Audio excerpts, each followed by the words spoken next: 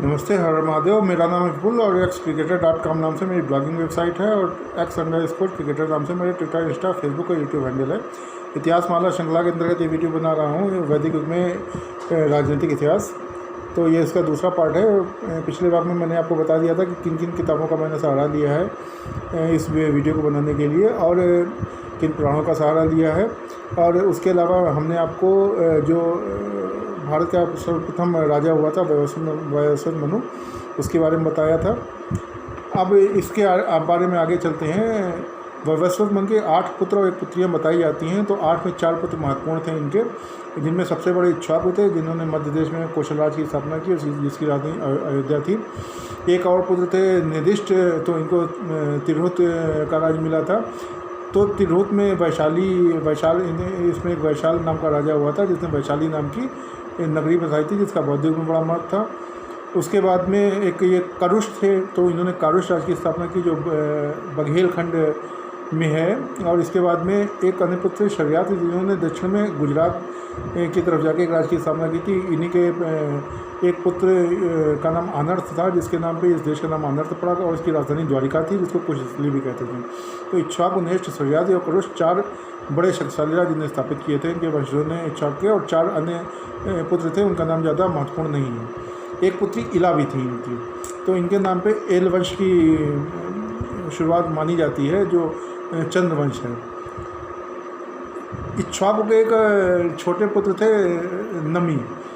तो निमि जो थे, इन्होंने अयोध्या और विशाल के वैशाली के में एक और राज की स्थापना की थी, जिसके नाम था मिथिला। और इस नगरी का नाम निमि के वंशज मिथि के नाम पर पड़ा था, मिथिला। ये बात मैं पिछली वीडियो में आपको बता चुका हूँ। तो अब इस वीडियो में केवल अभी मानव वंश के बारे में बात करेंगे। तो जो मनु के पुत्र थे, इन्होंने भारत के विभिन्न क्षेत्रों में जाके अपने राज्य स्थापित किए हैं। तो पूर्व में वैशाली तक हो गया था, दक्षिण और पश्चिम में आपका द्वारिका तक हो गया था, और दूर दूर तक ये लोग पहुंच रहे थे।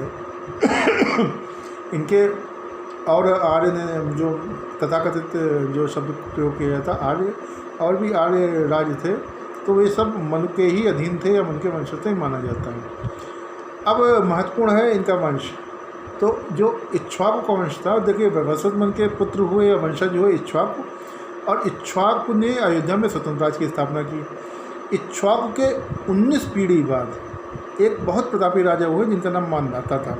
कहा जाता है कि सूर्य जहाँ से उगता था, सूर्य जहाँ अस्त होता था, वहाँ तक का जितना राज्य था सब मानधाता के अधीन था। इन्होंने दिग्विजय किया था, 8 के सारे राज्य जीत लिए थे। जिन राज्यों को विशेष रूप से जीता था, उनका नाम था पौरव, आनव, द्रुहि और है। ये 4 राज्य, इनके बारे में आगे बात करेंगे। और मानधाता के बाद उनका पुत्र जो था पुरकुश, वो अयोध्या का राजा बना था। तो इनके समय फिर पुरकुश के समय अयोध्या की संग निर्भर पड़ गई, तो अनेक राज्यों को जिनको जीता था मानधाता ने, वापस ये आज़ाद हो गए थे। पुरकुश के 11 पीढ़ी बाद और इक्ष्वाकु के 31 पीढ़ी बाद राजा हरिश्चंद्र होते हैं। और हरिश्चंद्र की कहानी तो बच्चा जानता भारत की। अगर नहीं जानता तो आपके परिवार के लिए शर्म की बात है कि आपका बच्चा हरिश्चंद्र की कहानी नहीं जानता। हमारे भारतीय जो संस्कृत के मूलभूत स्तंभों में से एक है। हरिश्चंद्र की दानवीरता की कहानी आज तक कही जाती है, और सत्यवादिता की कहानी आज तक कही जाती है।